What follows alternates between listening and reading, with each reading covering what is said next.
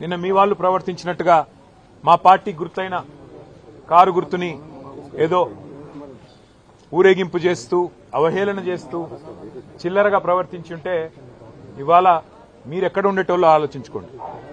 సోదరుడు రాకేష్ క్రిస్టఫర్ గారి మీద ఒక క్రిస్టియన్ మైనారిటీ కమ్యూనిటీకి సంబంధించిన సోదరుడు, ఆయన మీద రెహమత్ నగర్ లో జరిగిన ఈ దాడిని నేను పూర్తిగా ఖండించడమే కాదు, ఆయనకు జరిగిన ఈ దాడికి బాధ్యత కూడా ఖచ్చితంగా కాంగ్రెస్ పార్టీయే వహించాల్సి ఉంటుంది. ఎన్నికల్లో కొన్ని ఎన్నికలు గెలుస్తాం, కొన్ని ఎన్నికలు ఓడిపోతాం. ఎన్నికలు జరిగినంత కాలం ఎవరి పార్టీకి వాళ్ళు ప్రచారం చేసుకుంటాం. కానీ ఎన్నికలు అయిపోయిన తర్వాత కూడా ఈ రకంగా కక్షపూరితంగా వ్యవహారం చేస్తాం, ఈ రకంగా రాజకీయం చేస్తాం, రౌడీజం చేస్తామంటే తెలంగాణ ప్రజలు అన్ని చూస్తున్నారు. తగిన సందర్భంలో తగిన విధంగా బుద్ధి చెప్తారు. మేము తమ్ముడు రాకేష్ క్రిస్టఫర్ గారికి, వారి కుటుంబానికి, వారి శ్రీమతికి, వారి కూతురికి, వారి కుమారుడికి, వారి తండ్రి గారికి అందరినీ కలిసినాము. విష్ణువర్ధన్ రెడ్డి గారు, సునీత గారు, కౌశిక్ రెడ్డి గారు, అట్లాగే మా నాయకులందరం కూడా కలిసి, మా కార్పొరేటర్లు అందరం కూడా కలిసి ఆ కుటుంబానికి ధైర్యం చెప్పడానికి, ఎన్నికలు మా కుకట్పల్లి ఎమ్మెల్యే కృష్ణారావు గారు అందరం కూడా వచ్చి వారికి ధైర్యం చెప్పే ప్రయత్నం చేస్తా ఉన్నాం. అట్లాగే నేను ఇంకొక మాట కూడా ఇస్తా ఉన్నా, ఎన్నికల ముందు చెప్పాను, మళ్ళీ చెప్తా ఉన్నా.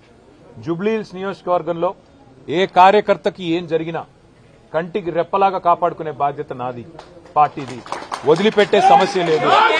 ఒక ఎన్నికల్లో గెలవచ్చు, ఒక ఎన్నికల్లో ఎదురుదెబ్బ తగలొచ్చు, కానీ కార్యకర్తల విషయంలో మాత్రం ఎక్కడ ఎవరికి ఏ అన్యాయం జరిగినా, ఎక్కడ ఎవరికి ఏ చిన్న నొప్పి కలిగినా తప్పకుండా ఇదే రకంగా వాళ్ళ ఇంటి ముందుకు వస్తాం. అర్ధగంటలో వస్తా అని చెప్పినా ఇలా వచ్చినాం. రేపు కూడా ఇట్లే ఉంటాం.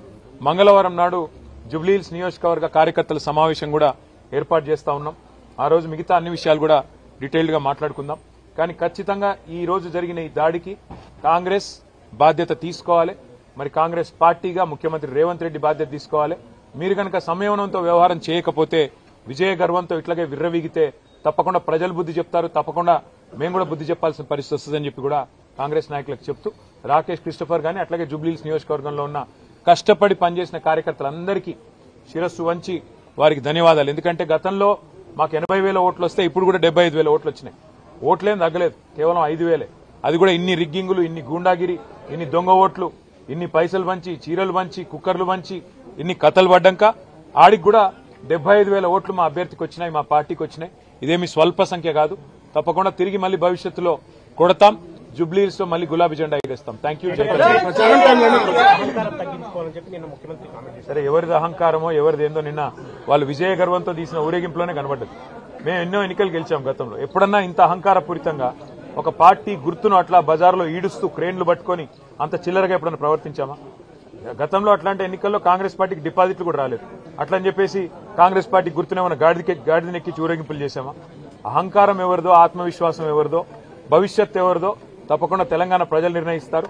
ఒక ఎన్నికల్లో గెలుపుతోనే ఇంత మిడిసిపడితే, ఒక ఎన్నికల్లో గెలుపుతోనే ఇంత ఎగిరెగిరి పడితే, మరి గతంలో 10 ఏళ్ల పాటు అప్రతిహతంగా అన్ని ఎన్నికలు గెలిచిన మేము ఎట్లా ప్రవర్తించి ఉండాలో ఒకసారి ఆలోచించుకోమని కాంగ్రెస్ పార్టీకి నేను చెప్తాను. ప్రచారం టైంలోనే దాదాపు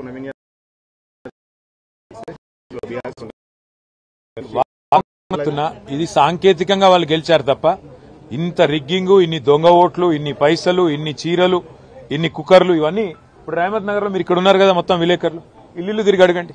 ఎన్ని డబ్బులు పంచారు, ఎన్ని కుక్కర్లు పంచారు, ఎన్ని రకాల తాయిలాలు పంచారు, ఎన్ని ఆపసోపాలు పడ్డారు. చివరికి అరకొర మెజారిటీతో ఇన్ని దొంగోట్లు వేయించుకుంటే, ఇంత రిగ్గింగ్ చేస్తే చావు తప్పి కన్నులోట పోయినట్టు గెలిచినారు. అదో గెలుపు అనుకుంటే అది వాళ్ళ కర్మ, నేనేం చేయలేదు.